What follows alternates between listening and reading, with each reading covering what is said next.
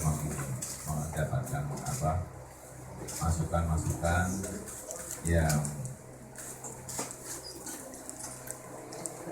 dihadapi oleh petani, terutama memang masa-masa real tadi sudah disampaikan baik mengenai masalah lahan, mengenai tanah adat, kemudian juga mengenai 8 juta lahan untuk petani. Tetapi saya tidak tahu ini yang minggu yang lalu sudah saya sampaikan mengenai kedaulatan dan ketahanan pangan, tetapi memang ada masalah-masalah yang lain yang memang harus kita selesaikan. Minggu yang lalu saya sudah menyampaikan bahwa ke depan kita mau tidak ada lagi lahan-lahan pertanian yang terkonversi untuk pemukiman, perumahan, untuk industri, untuk lahan tambang, dan lahan itu bukan hanya masalah padi, tetapi juga ladang padi, kemudian juga kebun ubi-ubian, kemudian kalau di Indonesia Timur lahan atau hutan sagu, karena memang itu adalah produksi atau produk pertanian itu ada. Dan yang kedua juga masalah yang berkaitan dengan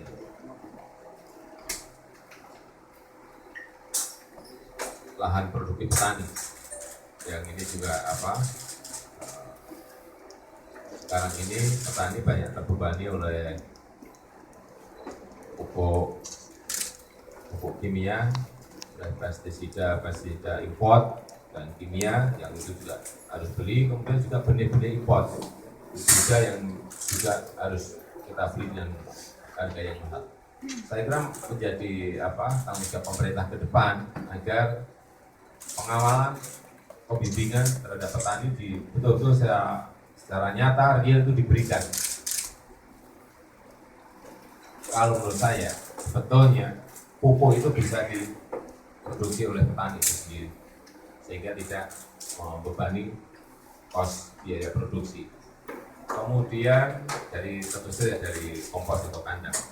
Kemudian pestisida juga ada, sebetulnya pestisida alam yang juga bisa diproduksi dan juga tidak membebani petani. Bibit juga sama, bibit lokalnya kalau dikembangkan, kalau risetnya kita garap secara baik, itu juga akan memberikan nilai tambah yang lebih dibanding kita memberikan beban yang tinggi karena benih import harus dibeli oleh petani. Saya kira penggiringan sekarang ini cenderung ke arah sana. Pupuk harus beli, benih import harus beli, pestisida harus beli, sehingga kos biaya produksi bagi petani itu jadi tinggi. Itu problem yang kita lihat. Kemudian juga masalah infrastruktur pertanian yang sekian tahun ini betul-betul kita tidak jamah dan tidak kita perhatikan sama sekali. Saya mungkin keliru ya, tetapi menurut yang saya lihat tidak pernah ada bendungan baru dibangun. Tidak pernah. Padahal yang saya lihat sebetulnya masih ada peluang kira-kira 50 bendungan besar yang bisa dibangun di Sabang sampai Merauke. Kemudian juga infrastruktur saluran irigasi sampai tersier. Kita lihat semuanya rusak dan juga tidak pernah disentuh sama sekali, karena memang kita kelihatannya tidak fokus pada pertanian, tidak fokus pada infrastruktur yang memberikan perhatian pada petani. Dan yang selanjutnya mengenai akses permodalan bagi petani. Di negara manapun yang berpihakan pada petani itu ada, mestinya yang namanya bank petani, bank pertanian itu ada dan diadakan. Kalau nggak ada diadakan. Di negara kita ini juga bank khusus bagi petani itu juga belum ada. Saya kira ini juga perlu diberikan. Kemudian pasar bagi produk-produk petani, pasar bagi produk-produk pangan yang memberikan keuntungan pada petani itu juga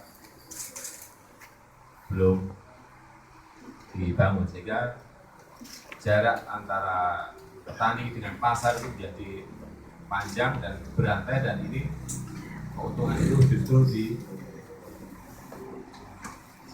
diambil oleh yang ada di tengah, baik tengkulak maupun yang lainnya. Saya kira situasi inilah yang segera harus dicarikan jalan keluarnya. Kita tidak usah bermimpi tinggi-tinggi, tetapi saya kira hal yang real seperti itu segera dikerjakan, nyata dan konkret, dan segera dikerjakan oleh pemerintah kita. Dan tadi mengenai apa, saya juga ingin tahu sebetulnya yang 8 juta tanah itu anunya seperti apa? Ininya apanya? Kedepannya kira-kira anunya seperti apa? Ini kan sekarang tanah itu sebenarnya petani kita hanya memiliki 0,3 hektar.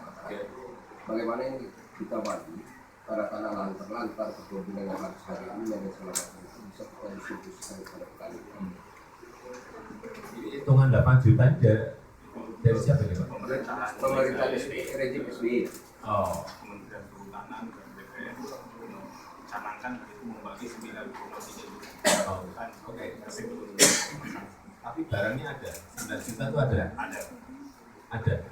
Itu lahan yang habis hasilnya, usahanya. HTI terlantar. Oh, saya kira apa masalahnya? Kenapa nggak terrealisasi? Nggak direalisasi SBY saja, Pak. Gajinya ada, tapi sudah pernah di. Ya, udah. Kita perlu ngitung mati. Jangan nanti mahal lebih.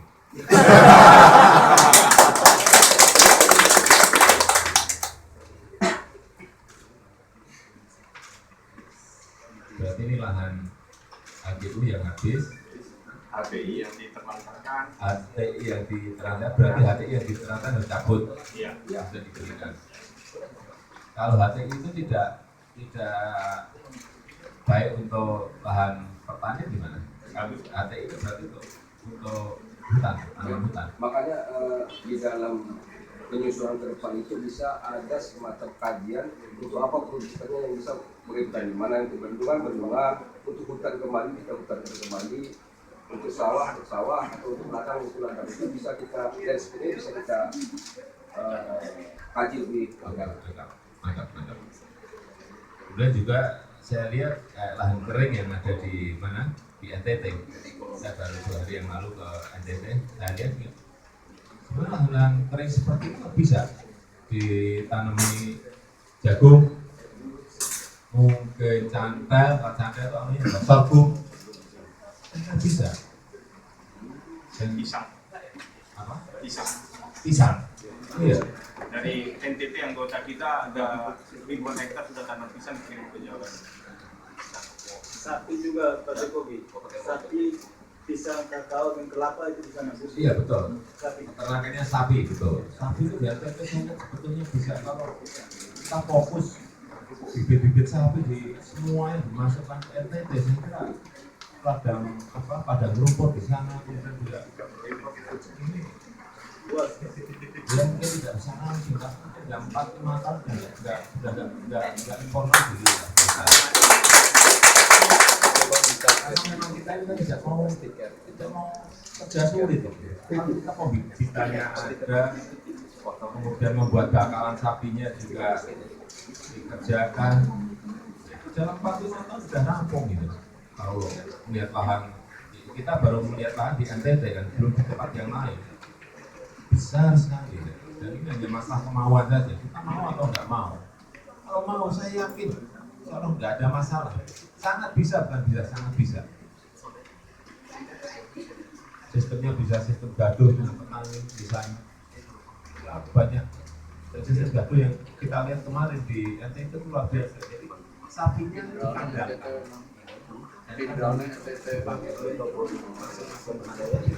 Sapinya semua sekali. Nggak kayak saya. Betul. Sapinya di NTT itu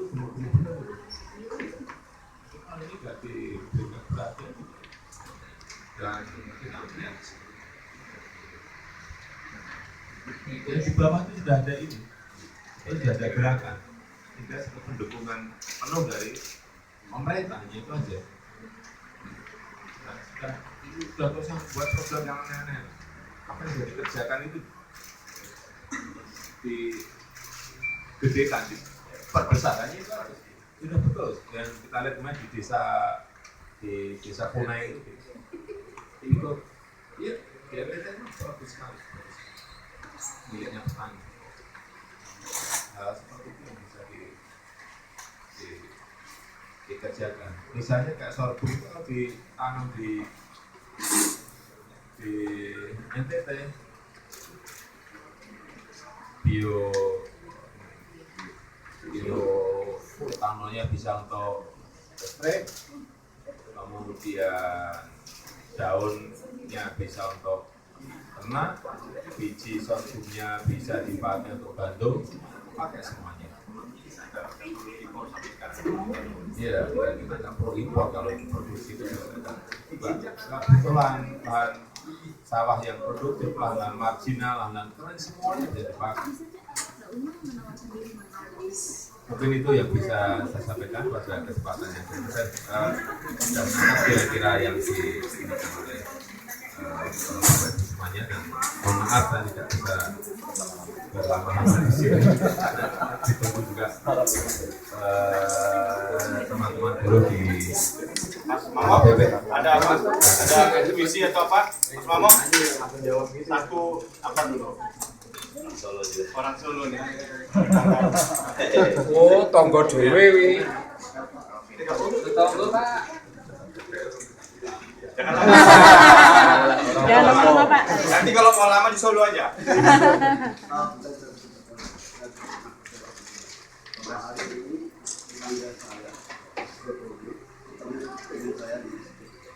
Dan SPI bagi kami adalah setiap serikat penyukuman. Karena apa? Kita punya keyakinan bahwa rahmatan alamin tidak akan mungkin terjadi kalau tidak ada kaum kami. Buktinya, sekaya-kaya Anda, kalau dulu tidak benar, tidak bersaing, tidak ada masalah. Begitu pula semiskin-miskin kami, kalau tidak ada semua, ada rahmatan. Jadi satu-satunya di dunia ini yang punya anugerah bumi tinggi begitu kaya-kaya nah apa yang padahal kalau sadari bahwa rahmatan alamin satu-satunya adalah ini maka Indonesia ini akan menjadi suatu sehingga saya katakan yang lain, SPI adalah sound of peace from Indonesia to international. Dan kebetulan ada kesamaan antara Bapak Jokowi dengan kita. Kalau kita berangkat dari community, dari kita berusaha. Pak Jokowi itu bukan demikian. Join community, kita berusaha join community, namanya Joko. Kebetulan juga beliau ini namanya saya tahu filmnya itu dari internasional, juga ada American Idol, Indonesia Idol, makanya World Idol.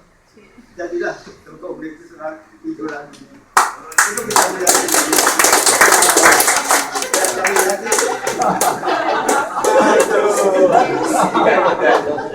bahwa dukungan ini bukan dukungan yang tiba-tiba kita sedang mengambilkan bersama.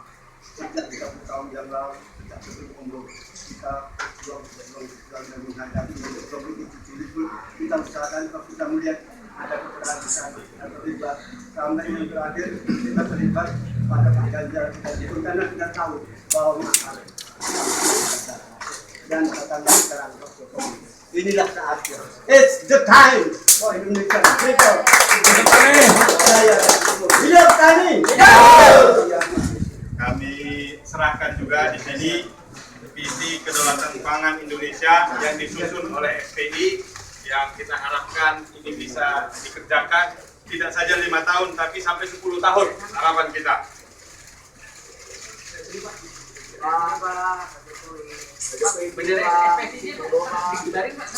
Ini Pak juga Pak tentang SPI yang kita mengabdi sudah sekian tahun. Jadi, nah, Kang Mugi, tolong kasih ini sama saya segan sebagai dikopikan. Kopi ini. Tapi harus dibuka.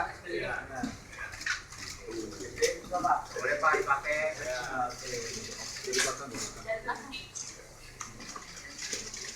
Muat Pak. Kiri Pak. Kiri Pak. Foto.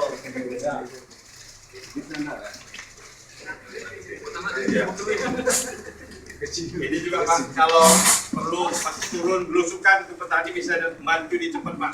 Kira-kira yang rusaknya infrastruktur desa kita.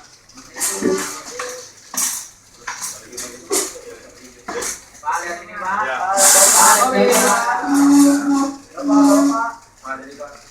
Atas aja Pak, atas. Ya. Pak, kenapa? Jadi penduduk miskin di Indonesia itu yang di desa lebih banyak. Ini Pak,